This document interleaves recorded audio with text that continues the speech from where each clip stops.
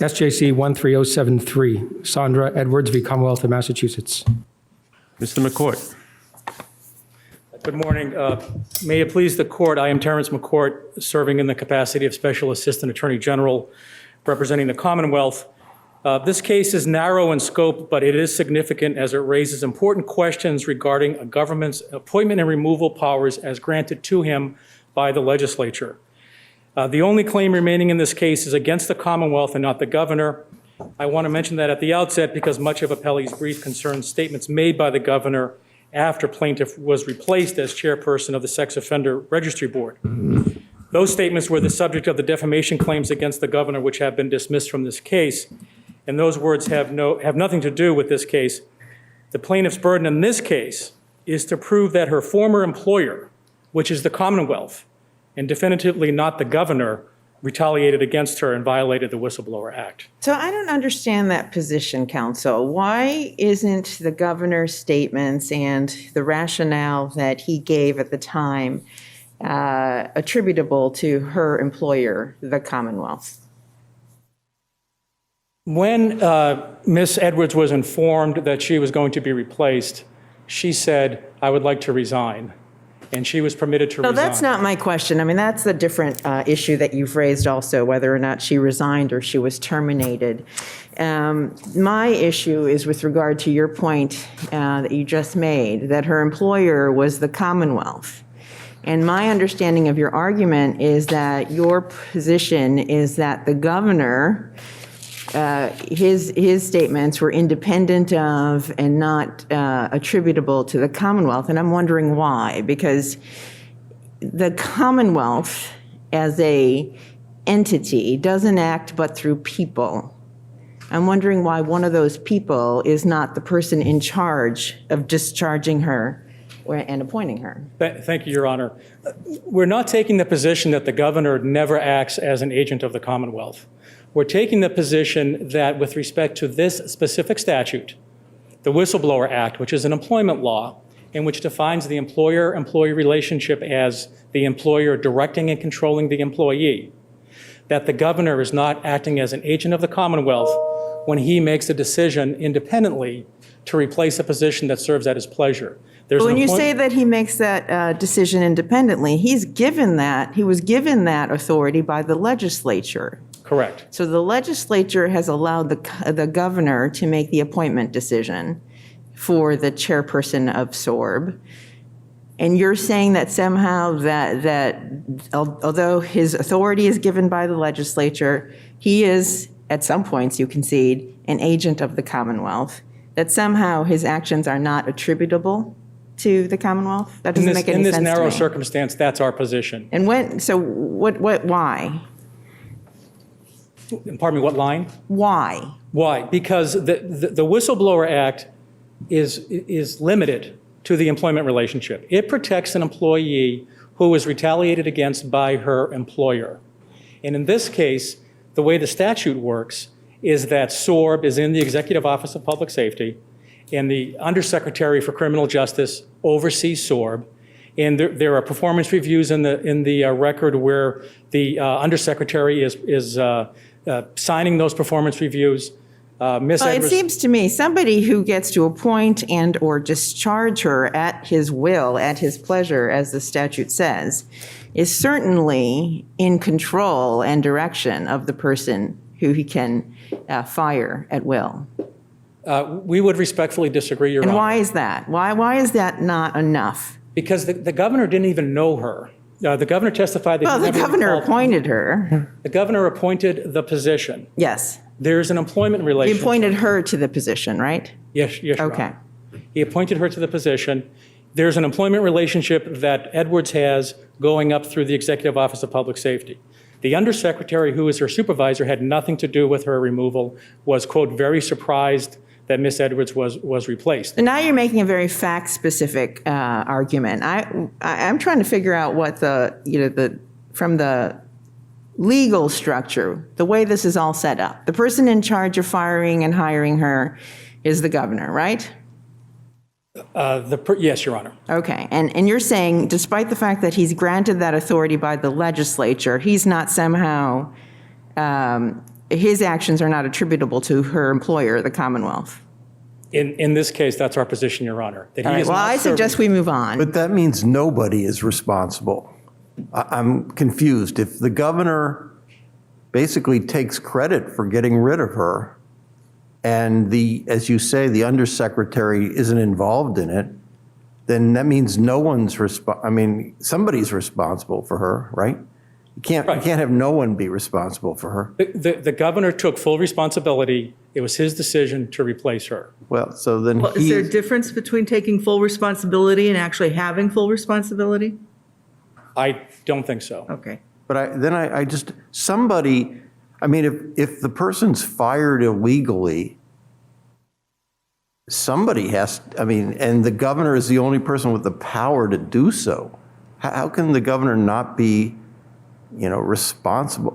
He's not personally responsible, which seems to suggest that he'll be acting more freely, but doesn't mean the Commonwealth's off the hook, does it? Well, the Commonwealth is not off the hook, but the Commonwealth, as her employer, did not engage in any retaliatory action towards her. Yeah, but the governor did. You're saying just the governor did? Well, we're certainly not suggesting the governor engaged in any retaliatory action against her either. Maybe we should move on from this argument. Yes.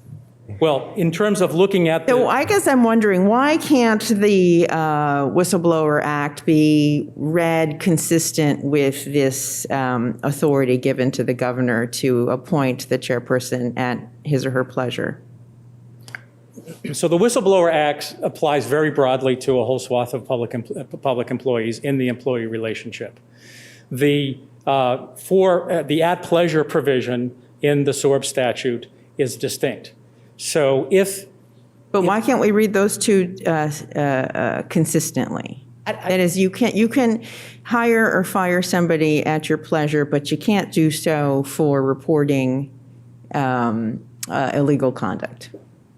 Well, because the way the at-pleasure works is that the governor is given by the legislature full flexibility to replace or in appoint a position. Right. So what if he found out that she was gay and then terminated her? Why would that not? Why would that be?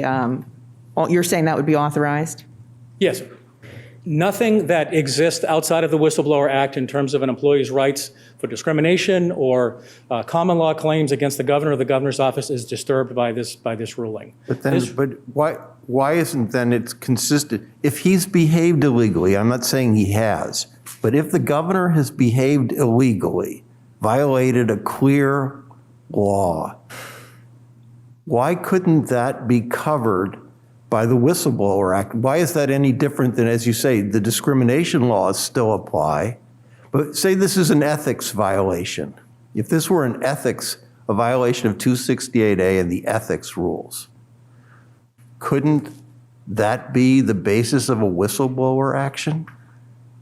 It could be, but if that was the policy that was put in play. Mm-hmm. But in terms of not disturbing any other, if the governor has an employee who reports to him and the governor discriminates against that person because of their age or disability, then I think that person has a claim under 151B against But I their guess I'm employer. wondering why. Why does that person have given your position in this case, what makes that statute different than the Whistleblower Act?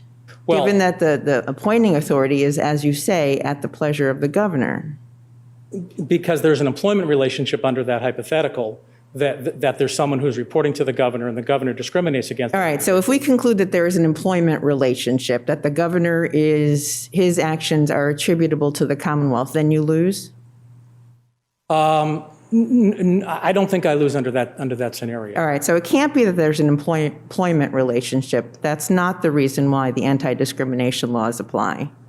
Why do those apply? Well, the anti-discrimination laws would apply, first of all, they apply to individuals as well as employers. Yeah, but the statute still says at your pleasure. So I'm trying to figure out, how do we square your argument in this case with the argument that you're suggesting could be made in a different case where the governor discriminates? Because this case involves what Edwards says is a policy disagreement between her and the governor.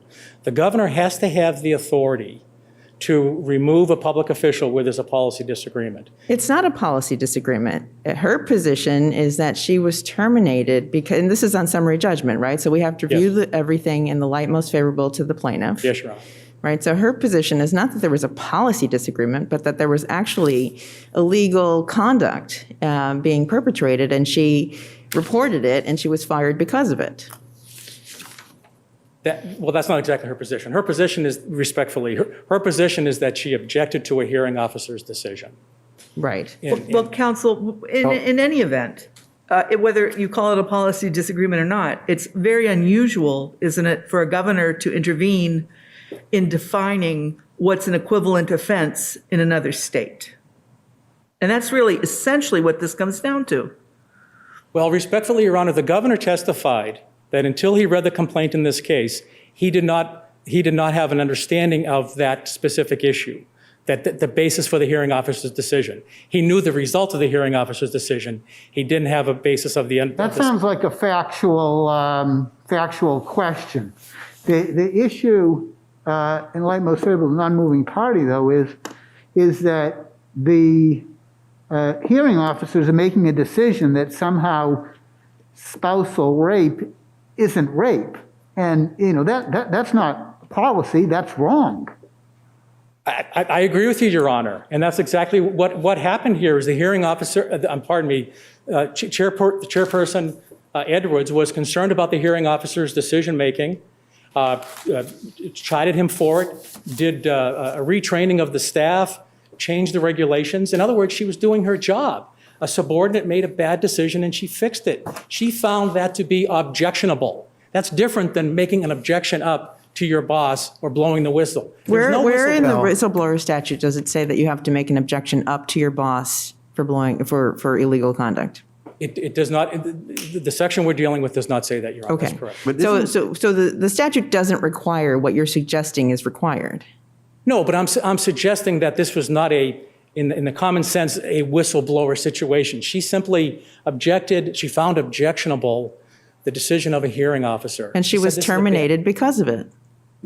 Well, no, the governor actually expressed 5 different reasons why he reported. Right, I know, but now you're getting into the factual issues. I'm viewing the facts as I must on summary judgment in the light most favorable to the plaintiff.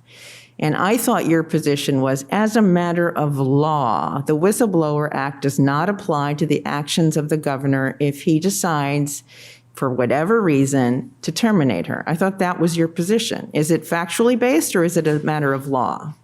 As a matter of law, our position would be that a public official appointed to serve at the pleasure by the legislature is not allowed to sue her employer, the Commonwealth, for a whistleblower claim where the Commonwealth did not engage in any retaliatory conduct towards her. All right, so if we disagree with you at that last little bit, that the governor's actions are not attributable to the Commonwealth, you lose. I'm confused by that last sentence. Yeah. Can you explain that that did not engage in, because isn't there, again, summary judgment, the light and facts and the most favorable to the plaintiff here, that there is an element of retaliation because it's not just a dispute over the legal issue of whether this is rape or not, but that it involved his brother-in-law, and so there's a personal element to it. Again, I'm not sure, I don't resolve those facts, but aren't those facts in the light most favorable to the plaintiff in the mix here, that it's not just a policy dispute, but it's a policy dispute that brings into play his brother-in-law? Well, those are the facts, obviously, Your Honor. Right. But I think as a legal matter, it is inconceivable that the legislature on day one would enact the Whistleblower Act, giving the public employee the right to reinstatement among other damages, among other remedies, and then at the same time, after the passage of that statute, say to the governor, you have the unfettered right to appoint this person at your pleasure. Someone serves at your pleasure. You can get rid of them for any reason, no reason, but I don't think you can get rid of them for illegal reasons. I mean, you can get rid of them because you don't like, their hair, but you can't get rid of them because they're, in a protected category or because you want them to do an illegal act. That, even serving a pleasure doesn't go that far. No, it doesn't go that far. And we're not suggesting that if the governor said to the person, I'm letting you go because of your age or because of your race, that there wouldn't be a claim there. But isn't he, again, in the light most favorable to the plaintiff, we don't resolve the facts, isn't he saying, I'm doing this in part because what you did to my brother-in-law? He stated, as I said, 5 reasons Right. Why he did it. I would suggest that they're not illegitimate reasons. I mean, we put in our brief a number of decisions from this court that were critical of SORB and its rulemaking. If he had said, SORB is mismanaged, the SJC is very unhappy with the way they've been putting out regulations and other things, 100% right to get rid of her.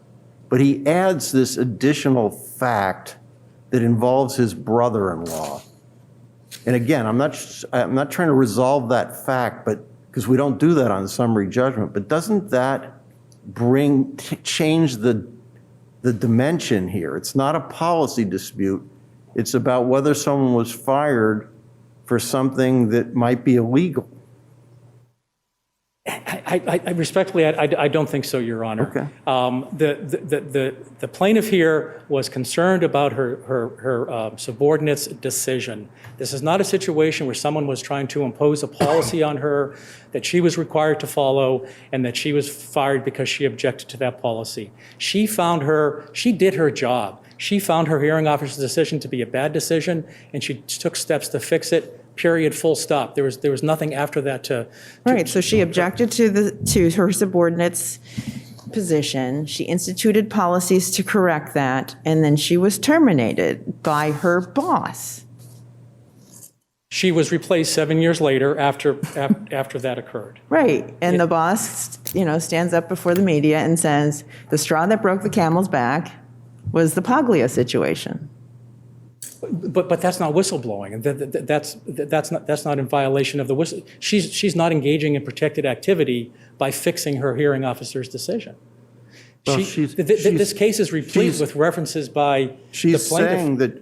she's saying I was terminated for something that's illegal, and that's classic whistleblowing, isn't it? If you're forced to do something, I'm not saying this case, but in a normal whistleblower case, if your boss is forcing you to engage in illegal activity and you refuse and they fire you, that's what a whistleblower case is, right? Yes.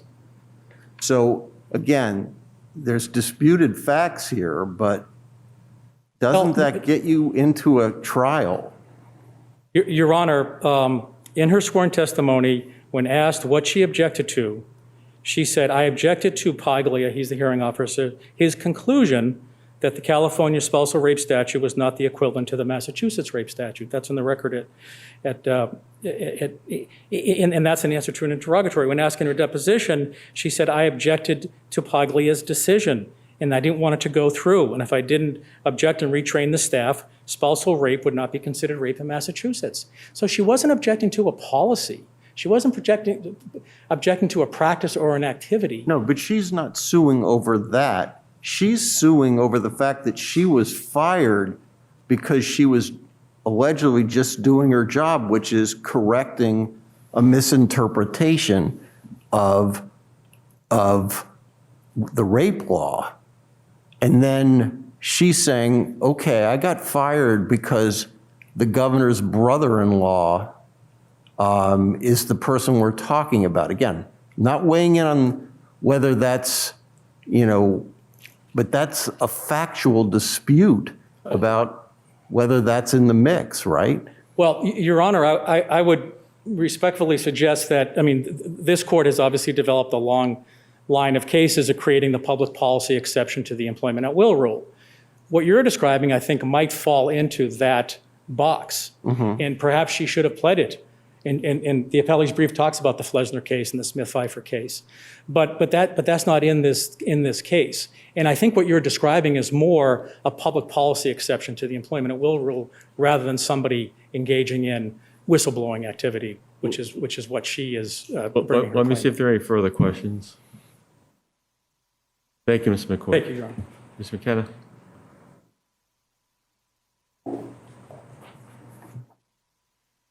Good morning. If it please the court, Gail McKenna. I represent Saundra Edwards in this case.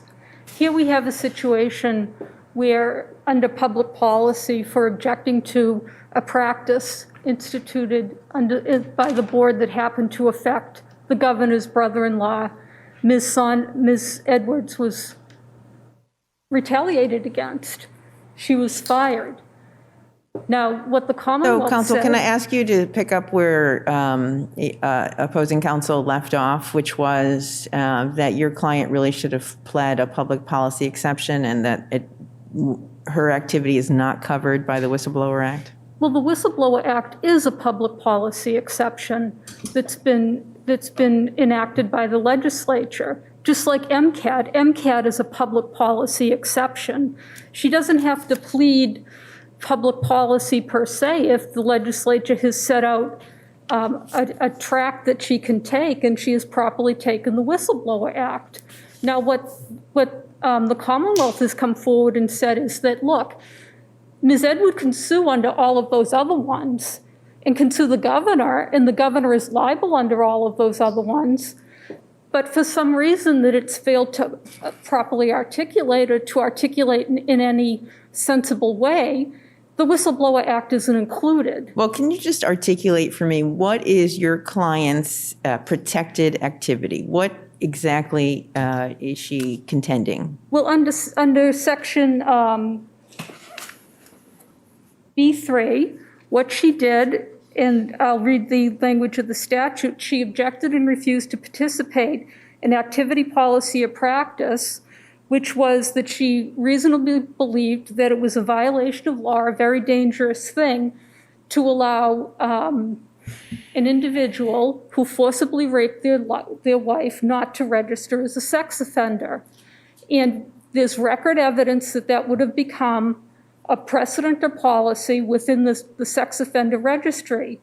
We include an email in our facts that show that attorneys were using these decisions, citing them as precedent before hearing officers, and really quite rightfully asking that there be a body of case law that the that can't- administrative agency used. If it's just a policy dispute, that's the governor's call. If this didn't involve the brother-in-law and have a personal element, I take it that's got to be critical to your claim. It's You can't- absolutely- I mean, if you disagree about what a like offense is under the SORB regulations, the governor can fire you for that, right? Well, right, and see what that shows is the piece that we have to show is the prima facie case, which is causation, which is the substantial reason or motivating factor. And that's how we show the motivating factor, the governor's knowledge of what she did. And Well, it's not, but it has to relate to the personal aspect, right? There has to say be. again? There has to be an illegal component to this. Correct. If they have a difference about public safety, that's totally the governor's decision, right? I would disagree. You can't have a governor being second guessed on what a public safety decision is. You can have the governor challenged and sued if he's acting for personal illegal reasons. But you can't, the governor has to be able to make policy decisions without being sued under a whistleblower statute on public policy decisions, because that's how the governor's elected to make those decisions. But that's not what we have here, Your Honor. What we have Well, so you here, better narrow it, though. What is it that makes this different than a public policy dispute about like offenses? what we have here is that we have a specific case involving the governor's brother-in-law, where the governor chose to ignore established law of this court, which says that rape is rape. And when he had an employee who insisted upon that, objected to any interpretation other than the law set forth by this court, that the governor retaliated against her. If it wasn't his That's not a policy on his If it part. wasn't his brother-in-law, isn't it totally it may be a really stupid interpretation, but isn't there, if it's not his brother-in-law in here, there's no whistleblower claim, is there? I would disagree because what the statute says is that she can reasonably believe that that's a danger to public safety. That's got to be too broad. She doesn't get to impose her views on public safety versus the governor's. I think she does. I think she does. That can't be right. I think she does get to show, as a matter of fact, what her reasonable belief is as far as what public safety is concerned. And there are some things that really aren't. So if the governor fires the Secretary of Public Safety, because the Secretary of Public Safety believes in one kind of policing versus another, and the governor fires that person can bring a whistleblower action against the governor? I think that's a different situation. Why? It's exactly the same situation. I differentiate it, Your Honor, based on the fact that what Ms. Edwards was doing was enforcing the law of this court, the established law of this court. And But I what think if the governor, again, I think the brother-in-law thing is a totally different issue, but if the governor has a disagreement with this court about the law. he doesn't get to do that. Well, he doesn't get to ignore our rulings, meaning that if we issue a decision, he has to comply with them. He does. But he doesn't have to agree with us. And wouldn't the remedy be for an appeal coming to us from that case saying the governor's applying the law wrong? You know, I don't believe so, Your Honor, because appeals don't always accomplish everything as much as we'd like them to do. Sometimes the people who are, the boots on the ground are the ones that have to stand up and say no. And here the governor had to comply with the ruling of this court that spousal rape is rape. It's not indecent assault and battery. And under the regulations, his brother-in-law had to register. You're saying that's that it's not a abundantly clear. public policy decision. You're just saying what was going on with that hearing officer's decision was an illegal decision. Just like if a hearing officer said child rape isn't rape. You can't do that.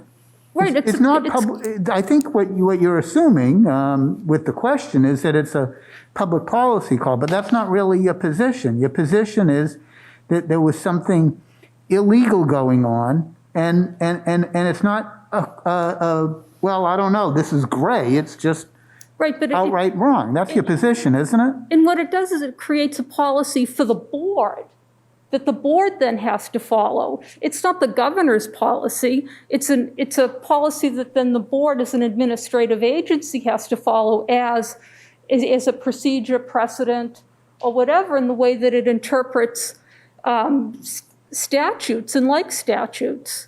But at the time, and I agree with you, Paglia's interpretation of the law is ridiculous. But at the time, there wasn't a decision on this, right? There was a decision in other states, but when he issues this, there wasn't law on point on this issue, right? Well, I think it became more clear after there was a decision on this, but there was no question that in Massachusetts, that rape of a spouse is rape. Now, where there was maybe a little bit of wiggle room and where, the agency had said, we need briefing and argument on this, not a hearing, and that's what Paglia was directed to do, was to have briefing on it, was how to convert offenses. Now, there's little doubt that this woman was forcibly raped. Can I take you a step back? When she is terminated, the governor is not saying that that the governor agreed with Paglia's interpretation of the law and that they were fighting over Paglia's interpretation of the law, right? That wasn't what they were arguing about. He is saying that she interfered with both the governor and your client, I assume, agree with the law that a rape of a spouse is rape. The governor and your client don't disagree with that point, do they? Well, it's hard to know exactly what's in Patrick's mind. And one of the things that, on summary judgment, where state of mind is important, the entry of summary judgment, as this court knows, is disfavored. But we know that, based on the record that we have, that Patrick says that he conducted an investigation into Ms. Edwards' activities, that he was aware of how his brother-in-law's case was handled. It took over a year for the decision to finally come down. He was aware of her objections, and he was aware that it made it harder for his brother-in-law to avoid registration for spousal rape. Ms. Edwards reported up the chain of command. She had constant discussions with Mary Beth Heffernan, who was her supervisor, and a jury can consider whether or not Counsel, can I ask you, Patrick's where do we draw the characterization. line? I mean, now it sounds like you're doing what your opposing counsel was doing, which was on the limited facts of this case, given what the governor said in this case, what he knew, how he was motivated, your client has a whistleblower claim. What is the line that we are to draw for future cases? Is it a public policy dispute? Anytime that there is one within SORB, because sex offenders create or may create public safety concerns, anytime that comes up, that the chairperson can't be terminated? Or is there something more specific about the personal aspects of the governor's case here? Well, I think every case is fact-specific, and I think Well, yeah, that- of course, but we're think trying to that- define something that will help future cases. So what's the line? Well, I think the line here is on the summary judgment standard, and the standard is that the Commonwealth here hasn't met its burden of showing there's no genuine issue of fact in dispute here. But a genuine issue of fact about what? About the elements of what Ms. Edwards had to show for her prima facie case. But I think Justice Wendland is asking, at least I'm asking the same thing. Is there a genuine issue of material fact that the governor fired her in retaliation over what was done to his brother-in-law? Is that the genuine issue of fact, or is there a genuine issue of material fact that the governor and your client had different views of what public safety is about? I think it's more the first. Yeah, because if it's the second, I think you've got a real uphill climb. If it's the first, I understand it, but Right, I think it's the first. And again, I go back to her reasonable belief that, the failure to enforce, to carry out her mandate and to enforce the law as laid out by the legislature, she reasonably believed would cause great danger. And her objections, which are laid out, were part of what her whistleblower claim was about. And she was retaliated against because she did those things. Counsel, can I ask you to pivot to one thing that does cause me pause, that the Whistleblower Act allows for one remedy of reinstatement. How can we square that with the ability of the governor to appoint at his pleasure? Well, there are many, many remedies set forth in this Yeah, I know, statute. but I'm focused on that one. Right, but she hasn't requested that. She And so doesn't- are you saying that reinstatement remedy is off the table? As far as Ms. Edwards is concerned, it's off the As far as, table. I'm sorry, what? As far as Ms. Edwards is concerned, it's off the table. And mean, I guess MCAT for future plaintiffs, wouldn't it be off the table? Say again? Would it be off the table for future plaintiffs? I think it's a case-by-case basis. I think where you're appointed at the pleasure of someone and there's a new administration, a new governor, I think Well, I mean, it would how be- could you be at the pleasure of the governor when a court order says you shall be reinstated? That one seems to me like there's a direct conflict between that remedy and the ability of the governor to appoint at his or her pleasure. Well, and I think that's why the legislature laid out many different kinds of remedies to remediate a situation like this and trusted the Superior Court judge to use his discretion to properly choose amongst those remedies. could I mean, you remedies have asked include this injunctions. governor? Could you have Sorry? asked could you have asked the next governor, say you put reinstatement on the table, could you, is that legally wrong? Because you've got a successor governor now who's picked their own head of SORB. Are you banned from requesting reinstatement? I don't think you're banned from requesting it, but I think as a practical matter, that I think that in the discretion of the judge, he would be unlikely to award that. Well, would it be improper to award it because it's a constitutional problem if that's the case? You know, it's entirely a hypothetical because. Well, it's not entirely a hypothetical because you could have requested it, you say. Right, and but we we chose now have a not to. different governor who has a new head of SORB, and if you're entitled to reinstatement, they're going to have to fire the current head of SORB, put your client back in, and then the governor is going to say, I don't want you. So it's kind of crazy, isn't it? Well, you know, it's also reinstatement or appointment to a similar job. So I suppose that there could be a similar job out there that Ms. Edwards would be qualified for. And counsel, She's a very your qualified time is person. up, so let me just ask you, even though those are the technical remedies, there could either be, if you received a favorable verdict, there could be negotiations that got your client a settlement that would be sufficient. So even if it seems crazy, it might not be. Is that correct? That's correct. Okay, thank you. Any further Thank questions? you all for your kind attention. Thank you.